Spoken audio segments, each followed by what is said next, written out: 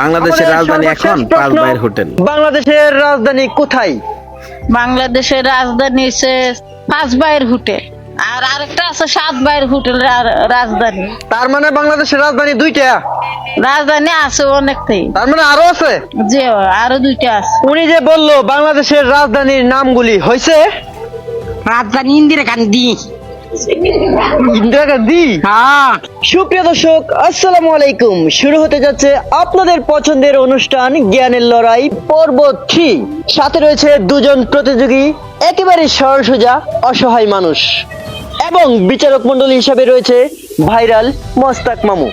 সুন্দরভাবে বিচার করতে পারবেন? পারবেন? আমাদের প্রশ্নের উত্তর দিতে কি আপনি প্রস্তুত? জি রাজি আছি ভাই। আপনি কি বিজয়ী হতে পারবেন? জি না, পারবেন না? পারবো ভাই। পারবেন? জি। আচ্ছা, দেখা যাবে। আমাদের প্রথম প্রশ্ন হলো, বাংলাদেশ কয় ঋতুর দেশ? ওই ঋতু আস্তা দূর নেই এই ঋতু। আচ্ছা, দুই না ঋতু? জি। কয় ঋতু? একটা হচ্ছে সিলেট, একটা হচ্ছে ঢাকা, আর একটা হচ্ছে ঢাকা গাবতলী, আর সুনামগঞ্জ জেলা। সুনামগঞ্জ জেলা থানা হয়েছে নারায়ণতলা। এই হইলো বাংলাদেশের ঋতু। জি। মামু, উনি যে বললো এগুলি কি হয়েছে? হয়েছে না?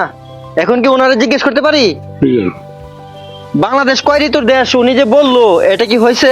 এটা আমার খালার ঘরের বোন। আপনার খালার ঘরের বোন? নাই কেবল কেউ নাই। উনি যে বলছে এগুলি কি হয়েছে? হয়েছে? হ্যাঁ, হয়ে গেছে। মামু, আপনি তো বিচারক মন্ডলী, আপনি হাসছেন কেন? এখন নাম্বার কাকে দিব, ওনাকে না ওনাকে?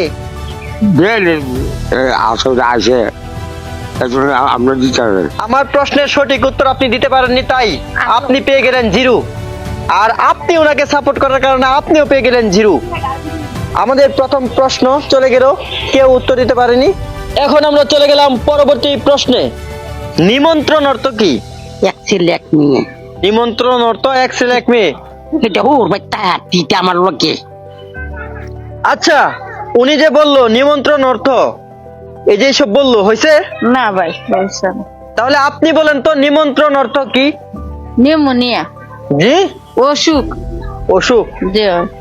নিমন্ত্রণ অর্থ অসুখ। অসুখ। জি। কি অসুখ? নিউমোনিয়া অসুখ। নিউমোনিয়া অসুখ। জি। প্রিয় দর্শক, তিনি বলতেছে নিমন্ত্রণ অর্থ অসুখ, নিউমোনিয়া অসুখ। দেখি আমাদের বিচারক কি বলে। আচ্ছা মামু, উনি বলেছে নিমন্ত্রণ অর্থ নিউমোনিয়া, হয়েছে না? তাহলে কি হয়েছে না? আচ্ছা, আপনি বলেন তো নিমন্ত্রণ অর্থ কি? ওই একটা রূপ, একটা রূপ। ওইটা রূপটা একটা। একটা রূপটা একটা। নিমন্ত্রণ অর্থ? নিমন্ত্রণ অর্থ পেটে রূপ থাকে একটা। বিচারক মন্ডলী উত্তর দিয়েছে। তো আমাদের এখানে কিছু দর্শক রয়েছে, দেখি দর্শকদের মধ্যে কে পারে। আচ্ছা, আপনারা কে বলতে পারবেন নিমন্ত্রণ অর্থ কি? আসেন, আপনি আসেন। আপনি কোন ক্লাসে পড়েন? ক্লাস 4। মাশাআল্লাহ। নিমন্ত্রণ অর্থ কি বলুন? দাওয়াত দেওয়া। দাওয়াত দেওয়া। তিনি কি বয়সে আপনার চেয়ে বড় হবে না ছোট হবে? শুরু। আপনার ছোট হয়েও তিনি কত সুন্দর করে উত্তরটা দিয়ে দিল, শুনতে পেলেন? জি। আপনার প্রশ্নের উত্তর হয়নি, আপনার প্রশ্নের উত্তর হয়নি। এখন আমরা চলে যাচ্ছি পরবর্তী প্রশ্নে। আপনি কোন দেশে বসবাস করেন? আমি তো এই দেশের। এই দেশেরই? হ্যাঁ, এই দেশের আর এই দেশে থাকি। প্রিয় দর্শক, তিনি এই দেশেরই, এই দেশেই থাকে। আমি আর কি নাম তাই না। তিনি আর কোথাও থাকে না। আপনি কোন দেশে বসবাস করেন? বাংলাদেশ। জি? বাংলাদেশে বসবাস করি। বাংলাদেশে বসবাস করেন। জি।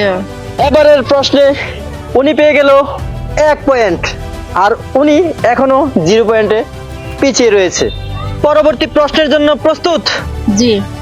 সর্বশেষ প্রশ্ন, যদি উত্তর দিতে পারেন তাহলে ছিনিয়ে নেবেন প্রথম আকর্ষণীয় পুরস্কার।